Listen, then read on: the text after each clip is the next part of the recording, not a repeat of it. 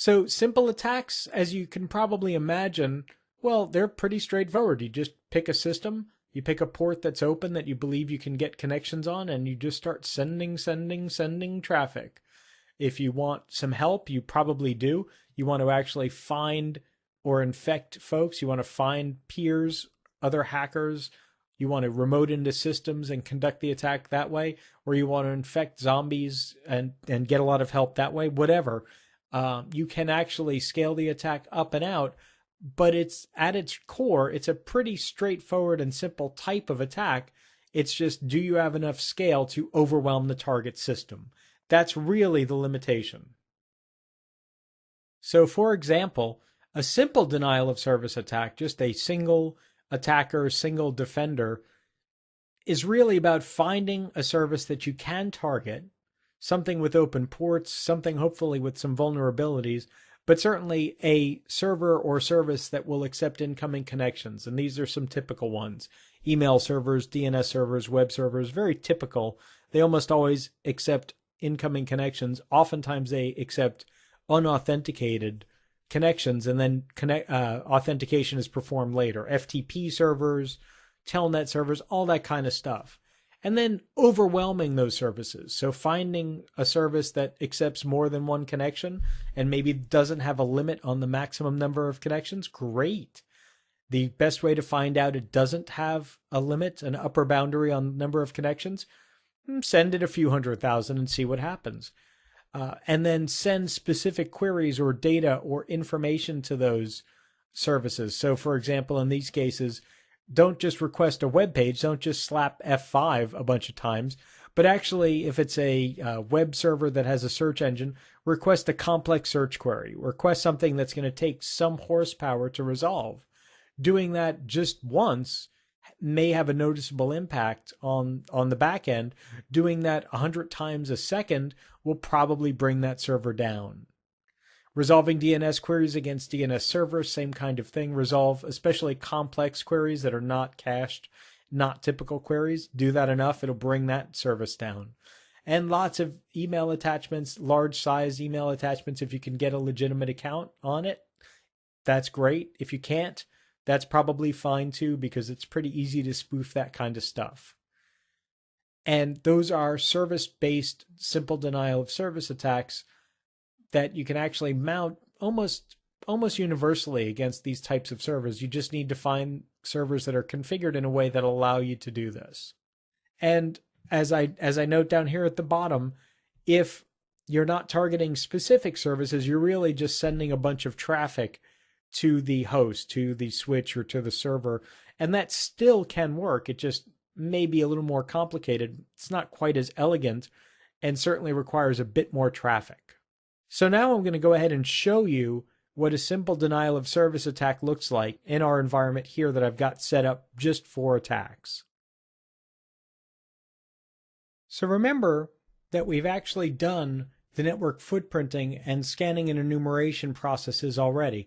So we've got a pretty good idea of what's going on the network. Typically I use a paper notebook and I screen cam a lot of it and take a lot of screenshots. In this particular case, I'm going to show you this window that I showed you in a different video, the advanced port scanner.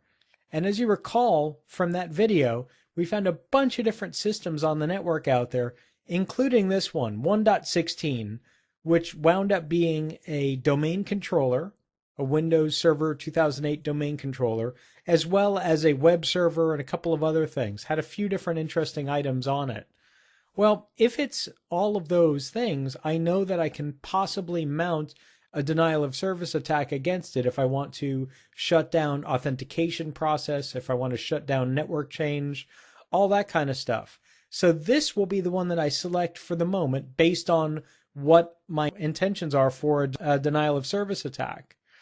So I'm going to come over here and I'm actually going to launch my favorite tool for attacking systems like this. It's called the Low Orbit Ion Cannon, or LOIC. I'm going to run it as admin to make sure it's got no problems with compatibility. And I'm going to go ahead and tell it to attack that server, the server that I specified just a moment ago, 192.168.1.16. I'm going to lock onto it, make sure I know what server I'm attacking. I'm going to choose a port that I know is open. So typically I can choose port 80 for web-based attack. I can really choose any port that'll accept incoming connections, which is kind of nice. And I'll choose TCP to actually start tying up a bunch of resources. You saw that just a moment ago. And let's go ahead and mount the attack. And you can actually see the requested going up and up and up and up and up. And depending on how long we're waiting, depending on what's going on, this may or may not affect the performance directly, just one client attacking this way. But this denial of service attack doesn't just have to stop with one client. In fact, in a typical denial of service attack, I will actually mount this attack against different ports at different times and try to footprint, am I affecting services? Am I starting to shut the server down or impact it in a noticeable way? Or I'll scale this out by running the low orbit ion cannon on a dozen machines or 24 machines or 100 machines at the same time. A lot of this can be scripted. I can actually capture the traffic here and replay it at the command line on different targets or replay it as part of a script on different attackers. So some of my zombies or some of my peers can attack at the same time. This is the easiest tool to understand what it's doing because it's pretty darn obvious what it's doing. And it will start to slow down a little bit, partially because I'm consuming resources on the client, but also because the server itself is either getting slower, consuming more resources, or it's actually starting to defend against this type of attack. It's recognizing the pattern. Recall that the pattern itself has some specificity to it that some hosts can identify. So we may come down here, or I may come down here and change it to port 88, because I know from this window, from Advanced Port Scanner, that port 88 is also open. So I'll go ahead and switch over to port 88. And maybe I'll slow it down a little bit to confuse the pattern on the target. And there we go. And now we're attacking a different port, which is going to be a different service in a slightly different way and with a different speed. Speed is only really important if I'm attacking from one source. If I've got 100 people attacking, I can slow it down from each individual source and still mount quite an effective attack. That is what an attack looks like when we're doing this kind of denial of service.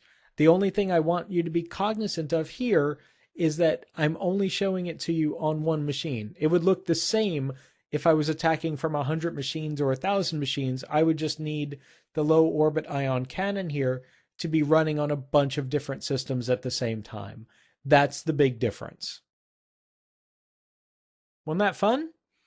So a distributed denial of service attack, just imagine that same attack, but many, many, many people doing the exact same thing at the exact same time.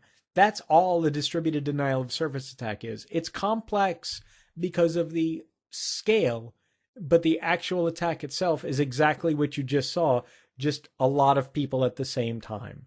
The trick really is just getting everyone to launch it at the same time, which is why you use malware, because the malware can be timed, it can be controlled, and it can implement all of that attack at exactly the same moment. That's why you don't just telnet into a bunch of machines one by one and start an attack, or VNC or remote into a bunch of machines one by one. It's just not going to scale. If they all start at the same time, that's when an effective denial of service attack scales out.